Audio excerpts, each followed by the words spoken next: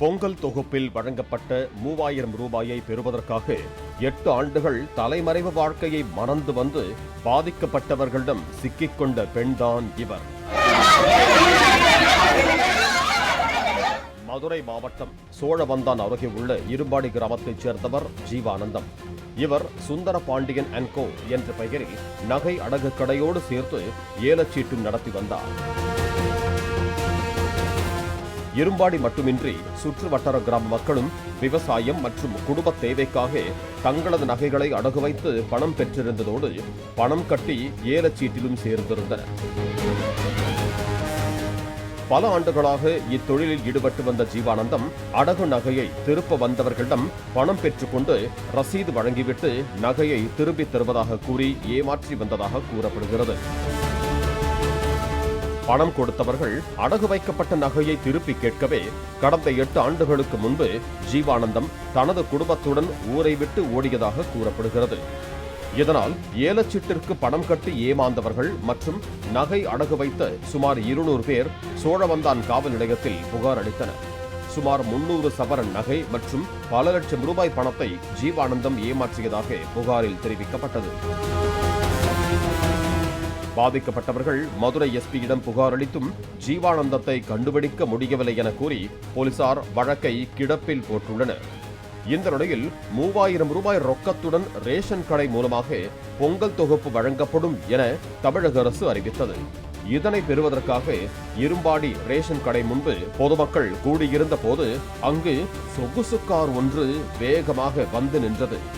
காரில் இருந்து 8 ஆண்டுகளாக தலைமறைவாக இருந்து வரும் ஜீவானந்தத்தின் தாயார் ஜானகி அம்மாள் இறங்கி ரேஷன் கடைக்கு சென்றுள்ளார்.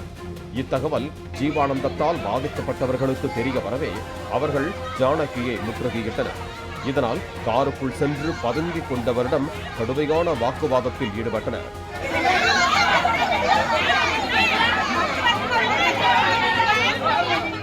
தகவல் அறிந்து வந்து காரை மீட்க முயற்சி செய்த சோழவந்தான் போலீசாருடனும் வாக்குவாதத்தில் ஈடுபட்டு காருக்கு முன்னால் அமர்ந்து கொண்டனர். தலைமறைவானவர்கள் இப்பொழுதுதான் சிக்கி இருக்கிறார்கள்.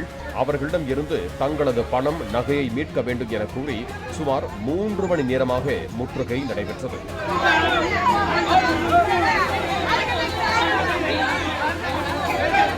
அடகு வைத்த நகையை மீட்க முடியாததால் தனது மகள் ஒருவர் உயிரை மாய்த்துக் கொண்டதாகவும் பெண் ஒருவர் வேதனை தெரிவித்தார்.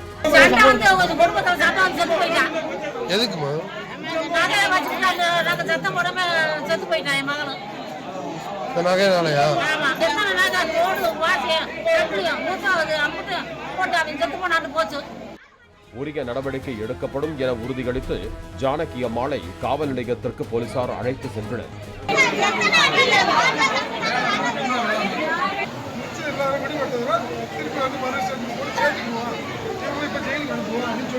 தாங்கள் அடகு வைத்திருந்த நகை ரசீதுடன் பாதிக்கப்பட்ட மக்களும் காவல் நிலையத்திற்கு சென்று காத்திருப்பு போராட்டத்தில் ஈடுபட்டனர். ஜானகி அம்மாளிடம் போலீசார் நடத்திய விசாரணையில் அவர்கள் மதுரையில் வசித்து வருவது தெரிய வந்தது. அதே நேரத்தில் தனது மகன் ஜீவானந்தம் எங்கே இருக்கிறான் என்பதே தனக்கு தெரியாது என அவர் கூறினாலும் போலீசார் தொடர்ந்து விசாரணை நடத்தி வருகிறார்கள். பாலிமர் செய்திகளுக்காக சோழவந்தான் செய்தியாளர் கண்ணன். பிளே ஸ்டோர் மற்றும் ஆப் ஸ்டோரில் இருந்து பாலிமர் செயலியை QR கோடு மூலம் பதிவிறக்கம் செய்யுங்கள். செய்திகளை உடனுக்குடன் பெறுங்கள்.